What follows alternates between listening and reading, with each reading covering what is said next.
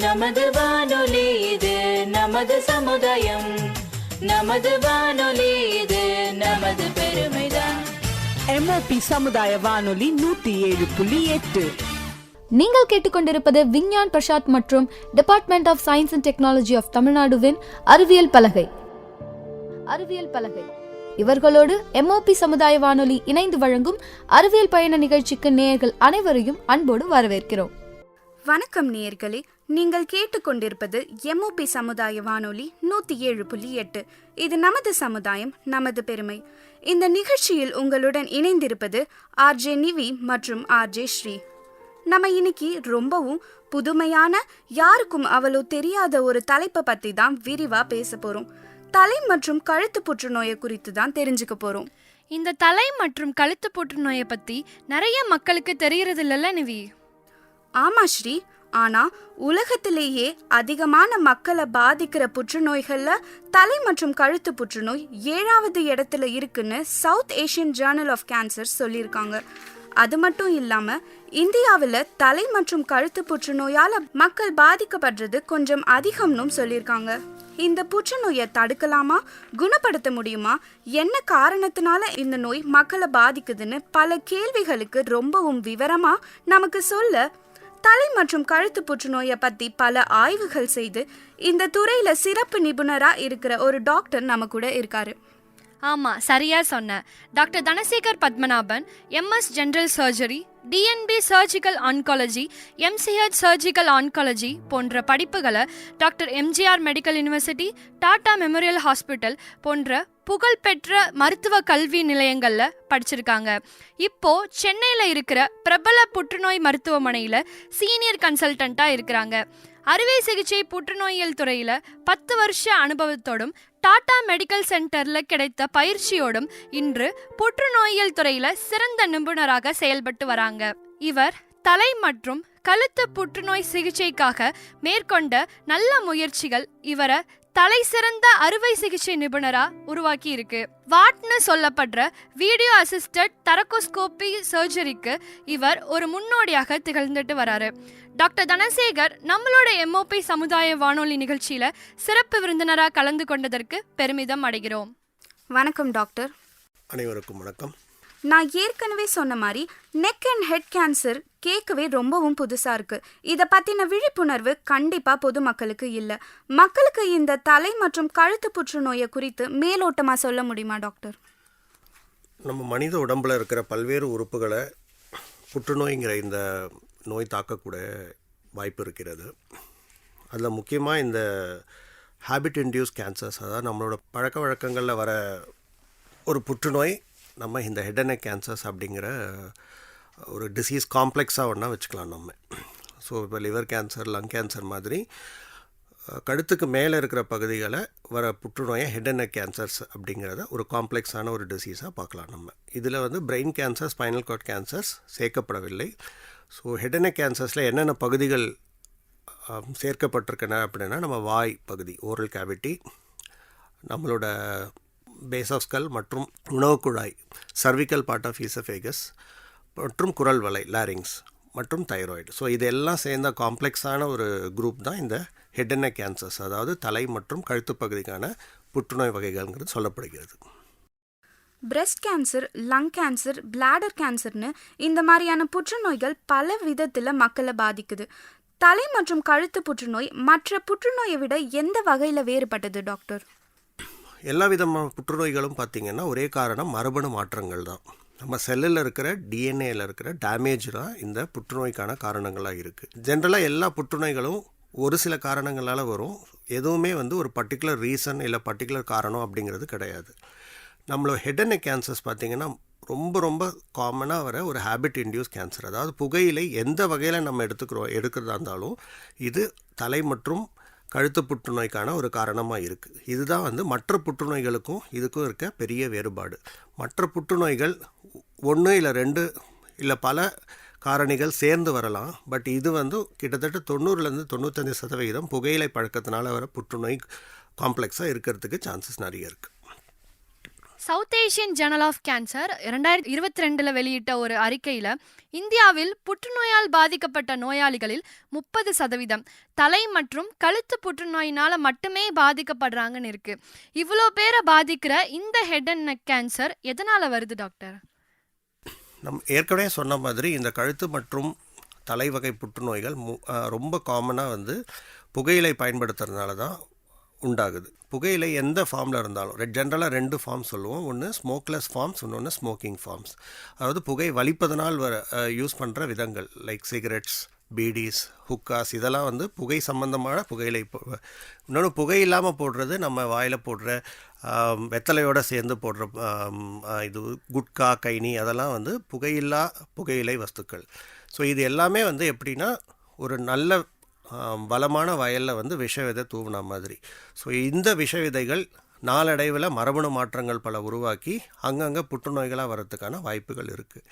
கூட இதில் ரொம்ப இம்பார்ட்டண்ட்டாக நம்ம பார்க்க வேண்டியது என்ன அப்படின்னா, இந்த வாய்ப்பகுதியிலேருந்து கிட்டத்தட்ட நம்மளோட உணவு குழாய் வரைக்குமே ஒரே மாதிரியான லைனிங் எபித்தீலியம், அதாவது ஒரே மாதிரியான செல் வகைகள் இருக்குது.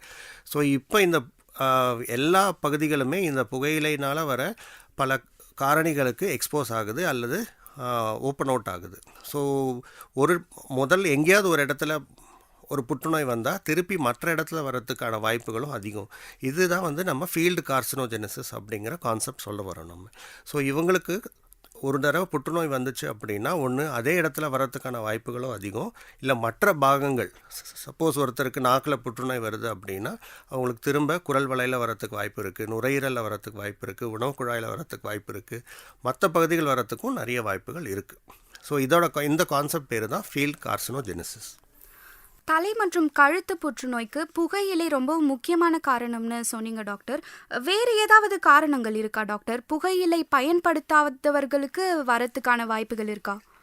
ஜென்ரலாக இந்த ஸ்குவேமஸ் லைனிங் அப்படிங்கிறது இந்த வாய்ப்பகுதி ஓரல் கேவிட்டி அப்படின்னா அதுலேயே வந்து ஒரு 6-7 பாகங்கள் இருக்குது. அதில் வந்து நம்மளோட அந்த பக்கல் மியூகோசா, அதாவது தாடைகள், உள் தாடைகள், அப்புறம் மேண்டிபுலர் ஆல்வியோலர் ரிட்ஜ், நம்மளோட போனி பார்ட் ஆஃப் தி கீழ்த்தாடை மற்றும் மேல் தாடைக்கானது, நாக்கு, அதுலேயே 2 பகுதி, நம்மளோட அசைகிற பகுதியான நாக்கு, இன்னொன்று அசையா பகுதியான நாக்கு, இந்த மாதிரி வேரியஸ் சப்சைட்ஸ். இதுக்கெல்லாம் பார்த்திங்கன்னா புகையிலை தான் ரொம்ப ரொம்ப முக்கியமான காரணம். அதிலே கழுத்து பகுதியில் பார்த்திங்கன்னா தைராய்டு கேன்சர் அப்படிங்கிறது இதுக்கும் புகையிலைக்கும் கிட்டத்தட்ட சம்பந்தமே கிடையாது.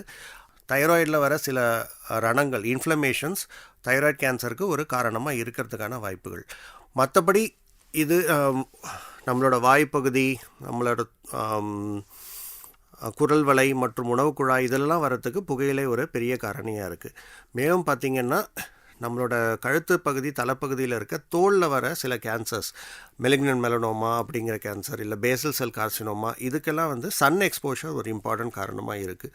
ஸோ ஜென்ரலாக பார்த்திங்கன்னா நம்ம பூமத்திய ரேகை பக்கத்தில் இருக்க நாடுகள், ஆஸ்திரேலியா, நியூசிலாந்து, அந்த மாதிரி கண்ட்ரீஸில் இந்த மெலிக்னன்ட் மெலனோமா, அந்த மாதிரி ஸ்கின் கேன்சர்ஸ் வந்து ரொம்ப ரொம்ப காமன். நம்ம ஊரில் கொஞ்சம் அந்த காமனாலிட்டி அவ்வளோ கிடையாது. ஸோ இதுதான் வந்து வேரியஸ் இன்சைட்டிங் ஃபேக்டர்ஸ் ஆர் புற்றுநோய்க்கு வரத்துக்கான காரணிகளாக சொல்லப்படுகின்றன. புற்றுநோய்னு எடுத்துக்கிட்டோம்னா முதல் கட்டம், 2ஆம் கட்டம், 3ஆம் கட்டம்னு இருக்கும்னு கேள்விப்பட்டிருக்கோம். தலை மற்றும் கழுத்து புற்றுநோய் முதல் கட்டத்தில் இருக்கும்போதே அதனால் பாதிக்கப்பட்டவர்கள் எப்படி தெரிஞ்சுக்க முடியும் டாக்டர்? ஏதாவது குறிப்பிட்ட அறிகுறிகள் இருக்கா? ஸோ புற்றுநோய்க்கான சிம்டம்ஸ், அதாவது ஆரம்ப அறிகுறிகள் என்ன அப்படின்னா, எந்த உறுப்பில் இல்லை எந்த ஆர்கனில் நமக்கு புற்றுநோய் முதல்ல ஆரம்பிக்குதோ அதோட சிம்டம்ஸ் தான் இருக்கும். இப்போ நம்ம வாய் அளவில் புற்றுநோய் இருக்குது அப்படின்னு பார்த்திங்கன்னா நம்ம பொதுவாக சொல்கிறது 2 அல்லது 3 வாரங்களுக்கு தானாகவே ஆறாத புண் அல்லது மருந்துகளால் ஆறாத புண் ஒரு புற்றுநோயாக இருக்கிறதுக்கான வாய்ப்புகள் இருக்கலாம். அதே மாதிரி குரல் வளையில் இருக்கிற புற்றுநோய் பார்த்திங்கன்னா குரல் மாற்றங்கள், நம்ம ஹாட் பொட்டேட்டோ வாய்ஸ், வாய்க்குள்ளே ஒரு கூழாங்கல் வச்சுட்டு பேசினா எந்த மாதிரி ஒரு மாற்றம் இருக்கோ அது ஒன்றும் காரணமாக இருக்கலாம். அப்புறம் புற்றுநோய்கள், இப்போ உள்ளுக்குள்ளே இருக்கிற சில புற்றுநோய்கள், குரல் வளையாக இருக்கட்டும் இல்லை உணவு குழாயாக இருக்க புற்றுநோய்கள் ஜென்ரலாக நமக்கு பெரிய சிம்டம்ஸ் காஸ் பண்ணாது. அந்த மாதிரி புற்றுநோய்கள் பார்த்திங்கன்னா கழுத்துகளில் நெறிக்கட்டிகள் மூலயமா நமக்கு ஒரு அறிகுறியாக காமிக்கலாம். ஸோ நாள்படாத கட்டி கழுத்தில் இருக்குது, அதுவுமே ஒரு 2 இல்லை 3 வாரத்தில் நார்மலாக செட்டில் ஆகலை அப்படின்னா புற்றுநோய்க்கான அறிகுறியாக இருக்கலாம். அப்போ உடனே நம்ம மருத்துவர் அணுகி என்னென்னு நீங்கள் இதுக்காக ஸ்பெஷலிஸ்ட்டை பார்க்கணுன்னு அவசியம் கிடையாது. பொது மருத்துவர் பார்த்தாலே அவரே சில பேசிக் டெஸ்ட்டெல்லாம் பண்ணி பார்த்துட்டு என்ன ஏதுன்னு அடுத்த ஸ்பெஷலிஸ்ட்டுக்கு வேணும்னா ரெஃபர் பண்ணி விட்டுருவாங்க. இந்த வகையில் தலை மற்றும் கழுத்து புற்றுநோயால் பாதிக்கப்பட்ட நோயாளிகளுக்கு எந்த விதமான சிகிச்சை மருத்துவமனைகளில் அளிக்கப்பட்டு வருது டாக்டர்? பொதுவாக எல்லா புற்றுநோய்களுக்கும் 3 விதமான மருத்துவ சிகிச்சைகள் உண்டு. வந்து அறுவை சிகிச்சை சர்ஜரி, 2வது கீமோதெரப்பி அப்படிங்கிற ஒரு ஸ்பெஷல் மருந்துகள் மட்டும் ஏற்றுறது, 3வது ரேடியேஷன் தெரப்பி கதிரியக்க சிகிச்சை முறை. இந்த கழுத்து மற்றும் தலை புற்றுநோய்களுக்கு பொதுவாக யூஸ் பண்ணுற ட்ரீட்மெண்ட் முறைகள் அறுவை சிகிச்சை சர்ஜரியும் மற்றும் ரேடியேஷனுங்கிற கதிரியக்க. சில ஃபேக்டர்ஸை பேஸ் பண்ணி கூட கீமோதெரப்பிங்கிற இன்ஜெக்ஷன்கள் மருந்துகள் கொடுக்க வேண்டியமா இல்லையாங்கிறது அதை ஃபைனலாக பார்த்து தான் சொல்ல முடியும். பொதுவாக எல்லா கேன்சரும் 4 குரூப்பாக பிரிப்பாங்க, இல்லை 4 ஸ்டேஜாக பிரிப்பாங்க. Stage 1, 2, 3 and 4. ஸ்டேஜ் 1 பார்த்திங்கன்னா ரொம்ப ஏர்லி ஸ்டேஜ். ஸ்டேஜ் 4 பார்த்திங்கன்னா கொஞ்சம் அட்வான்ஸ்டான ஸ்டேஜ். ஸோ எந்த ஸ்டேஜில் பேஷண்ட் இருக்காங்கங்கிறத பொறுத்து ஒரு விதமான ட்ரீட்மெண்ட்டோ இல்லை 2 விதமான ட்ரீட்மெண்ட்டோ இல்லை 3 விதமான ஸோ இதுதான் சிங்கிள் மொடாலிட்டி இல்லை மல்டி மொடாலிட்டி ட்ரீட்மெண்ட் அப்படிங்கிறது சொல்கிறது. ஸோ இது பேஷண்ட்டோட ஸ்டேஜை பொறுத்து தான் நம்ம எந்த விதமான ட்ரீட்மெண்ட்டுங்கிறது முடிவு பண்ணி மேற்கொண்டு அவங்களுக்கு தீர்வு கொடுக்க போகிறோம். நம்ம தலை மற்றும் கழுத்து புற்றுநோய் எந்த வயசுக்கு உட்பட்ட மக்களை ரொம்பவும் பாதிக்குது டாக்டர்? இது நம்ம முதல்ல பார்த்தோம்னா இது ஒரு ஹேபிட் இன்டியூஸ்டு கேன்சர்ஸ். புகையிலை நிறைய உபயோகப்படுத்துகிறவங்களோட புற்றுநோயாக இருக்குது. ஸோ நம்ம எவ்வளோ வயசு ஸ்டார்ட் பண்ணுறோமோ அதில் ஜென்ரலாக அங்கேருந்து பார்த்திங்கன்னா ஒரு 5லேருந்து 10 வருஷத்துக்கு அப்புறமா இந்த புற்றுநோய்கள் வரத்துக்கான வாய்ப்புகள். பட் இது பொதுவான ஒரு டிக்டம் கிடையாது. சற்று முன்னாடி பின்னாடி வரலாம். ஜென்ரலாக நம்ம நாளடைவில் ப்ராக்டிஸில் பார்க்குறது பார்த்திங்க அப்படின்னா ஒரு 40-45 இயர்ஸ்க்கு 40-45க்கு மேல் இருக்க ஆண்கள் பெண்களுக்கு நம்ம இந்த தலை மற்றும் கழுத்து புற்றுநோய் பொதுவாக பார்க்குறோம். நம்ம இறப்பு விகிதம், அதாவது டெத் ரேட்டுங்கிறது மற்ற புற்றுநோய்களை பாதிக்கப்பட்டவங்களை ஒப்பிடும்போது இந்த ஹெட் அண்ட் நெக் கேன்சரால் பாதிக்கப்பட்ட நோயாளிகளுக்கு இறப்பு விகிதம் அதிகமா இல்லை குறைவா டாக்டர்? இப்போ நம்ம பொதுவாக பார்க்குற புற்றுநோய்கள் லைக் மார்பக புற்றுநோய்கள், கல்லீரல் புற்றுநோய்கள், நுரையீரல் புற்றுநோய்கள் கம்பேர் பண்ணும்போது இந்த ஹெட் அண்ட் நெக் புற்றுநோய்கள் ரொம்பவே ஸ்ப்ரெட் ஆகிறதுக்கோ இல்லை பரவறதுக்கான வாய்ப்புகள் கொஞ்சம் கம்மி. இந்த வகை புற்றுநோய்களில் ஒரே தொல்லை திரும்ப வர்றதுக்கான வாய்ப்புகள். 2வது குவாலிட்டி ஆஃப் லைஃப், வாழ்க்கை தரம் ரொம்பவே கம்மியாகிறதுக்கான வாய்ப்புகள். உதாரணத்துக்கு எடுத்துக்கிட்டோம் அப்படின்னா நம்ம இப்போ நாக்கில் ஒரு புற்றுநோய் பண்ணுறோம், ட்ரீட்மெண்ட் செய்கிறோம் அப்படின்னா அவங்களோட குரல் மாற்றம் வரும். நாளடைவில் திரும்பி நோய் வருது அப்படின்னா அவங்க விழுங்கிறதுக்கு கஷ்டப்படுவாங்க. அதனால் உணவு உட்கொள்கிறது ரொம்பவே கம்மியாயிடும். அதனால் நோயாளி பல வகையான இன்ஃபெக்ஷன்கள் இல்லை சத்து குறைவு, அதனால தான் இறப்பு ஏற்படுமே தவிர நேர்முறையாக புற்றுநோய்கள் மற்ற புற்றுநோய்கள் மாதிரி உயிரெடுக்கிறதோ இல்லை உயிரை கொல்றதோ சான்சஸ் ரொம்ப கம்மியானது வாய்ப்பு தான் இருக்குது. ஸோ இந்த தலை மற்றும் கழுத்துக்கான புற்றுநோய்கள் ஒரு உயிர்கொல்லியாக மாறுறதுக்கான வாய்ப்புகள் மற்ற புற்றுநோய்கள் கம்பேர் பண்ணும்போது சதவிகிதம் கொஞ்சம் கம்மி தான். இதுக்கான காரணங்கள் இல்லை உயிரிழப்பதற்கான காரணங்கள் மோஸ்ட்லி பார்த்தோம் அப்படின்னா ஒன்று உணவு உட்கொள்ளாமை, இல்லை 2வது இன்ஃபெக்ஷன்ஸ். தலை மற்றும் கழுத்து புற்றுநோயால் பாதிக்கப்பட்டு குணமடைந்த மக்கள் அவங்களோட அன்றாட வாழ்க்கையை எந்தவித இடையூறும் இல்லாமல் தொடர முடியுமா டாக்டர்? குணமடைந்தவர்களுக்கு ஏதாவது சைடு எஃபெக்ட்ஸ் வர்றதுக்கான வாய்ப்புகள் இருக்கா? பொதுவாக எல்லா புற்றுநோய்களுமே ட்ரீட்மெண்ட் அவுட்கம், அதாவது சிகிச்சை முறையோட வெற்றி அல்ல சக்ஸஸ் எந்த ஸ்டேஜில் பேஷண்ட் டாக்டர் அணுகிறாங்க அப்படிங்கிறது தான். ஸோ ஸ்டேஜ் 1 சொல்கிறேன், நம்ம ஏர்லி டிசீஸ், ரொம்ப ஏர்லி ஸ்டேஜான டிசீஸ் பார்த்திங்க அப்படின்னா சக்ஸஸ் ரேட் ரொம்ப அதிகம். அதே மாதிரி திரும்ப வர்றதுக்கான ரெக்கரன்ஸ் ரேட்டும் ரொம்ப கம்மி. இதுவே நம்ம அட்வான்ஸாக வரும்போது அது அப்படியே மாறிடும். நம்ம அதே டிக்டம் தான் நம்ம ஹெட் அண்ட் நெக் கேன்சர்ஸ் அல்லது தலை மற்றும் கழுத்து புற்றுநோய்களுக்கு. ரொம்ப ஏர்லி ஸ்டேஜில் வராங்க அப்படின்னா நம்ம மோஸ்ட்லி ஒரு மொடாலிட்டி ஆஃப் ட்ரீட்மெண்ட் தான் கொடுக்க போகிறோம். அவங்களுக்கு அவுட்கம்ஸ் ரொம்பவே நல்லா இருந்து அவங்களோட நார்மல் லைஃப் ஸ்பேனை வாழறதுக்கு வாய்ப்புகள் ரொம்பவே அதிகம். ஸோ ஜென்ரலாக நாங்கள் கோட் பண்ணுறது ஸ்டேஜ் 1 வர கேன்சர்ஸ்க்கு 5 இயர் சர்வைவல் ரேட். 5 வருஷத்துக்கு அப்புறம் நோயோடு இருக்கிறவங்க இல்லை நோய்க்கு பலியானவங்க இல்லை நோய் இல்லாமல் இருக்கவங்களோட ரேட் பார்த்தோம் அப்படின்னா கிட்டத்தட்ட 85 to 90% கிட்ட வரத்துக்கான வாய்ப்புகள். இதுவே ஸ்டேஜ் குறைய இந்த சர்வைவலும் கம்மியாகிறதுக்கு நிறையவே சான்சஸ் இருக்குது. ஸோ நோயாளிகள் ஏதாவது ஒரு சின்ன சிம்டம் இருக்குது, ரொம்ப பாதிப்பு ஆகிறதுக்கு முன்னாடியே போய் டாக்டர் பார்க்கறது ரொம்ப உச்சிதமாக இருக்கும். நேஷனல் கேன்சர் இன்ஸ்டிடியூட் வெளியிட்ட ஒரு அறிக்கை மூலமா ரெக்கரண்ட் கேன்சர், அதாவது குணமடைந்தவர்களுக்கு இன்னொரு முறை அதே புற்றுநோய் வருவதற்கு வாய்ப்பு இருக்குன்னு சொல்றாங்க. தலை மற்றும் கழுத்து புற்றுநோயால் பாதிக்கப்பட்டு குணமடைந்தவர்களுக்கு மீண்டும் அதே நோய் வர வாய்ப்பு இருக்கா டாக்டர்? நான் முன்னாடியே சொன்ன மாதிரி தான், இந்த கழுத்து மற்றும் தலைவட்டகை புற்றுநோய் ஹெட் அண்ட் நெக் கேன்சர்ஸ் ரொம்ப காமனாக புகையிலை யூஸ் பண்ணுறதுனால வருது.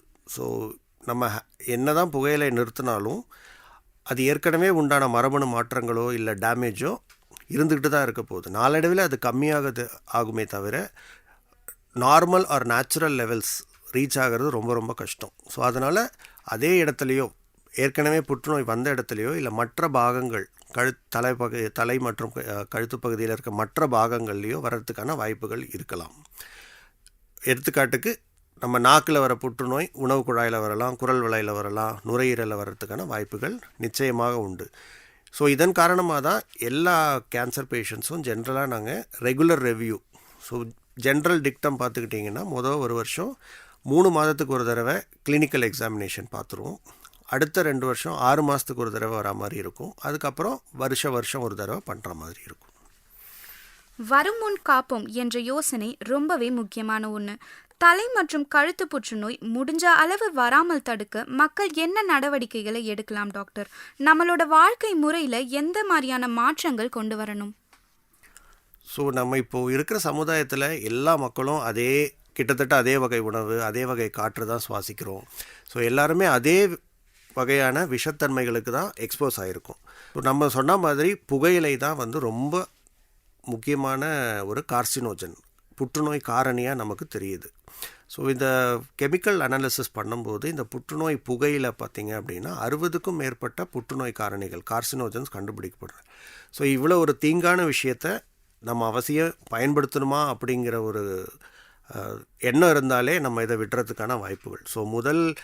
ஸோ உலகமே பார்த்திங்க அப்படின்னா ஒரு புற்றுநோய் இல்லை ஒரு ஹேபிட்டை யாராவது விடணும், அதனால் லைஃப் ஸ்டைல் பெருசாக மாறுது அப்படின்னா அது ஸ்மோக்கிங்கை குவிட் பண்ணுறது மட்டுமே தான் இருக்கும்.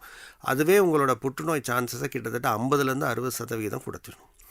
ரெண்டாவது நம்மளோட உணவு முறைகள்.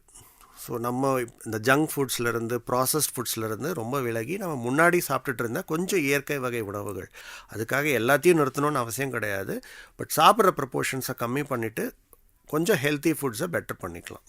அதே மாதிரி ஹெவி எக்ஸசைசஸ் கூட தேவையில்லை, ஒரு மாட்ரேட்டான உடற்பயிற்சிகள் தேவையான உதாரணத்துக்கு காலையில் ஒரு 1/2 மணி நேரம் வாக்கிங் போகிறது, அந்த மாதிரி பேசிக் எக்ஸசைசஸ் இருந்தால் போதும்.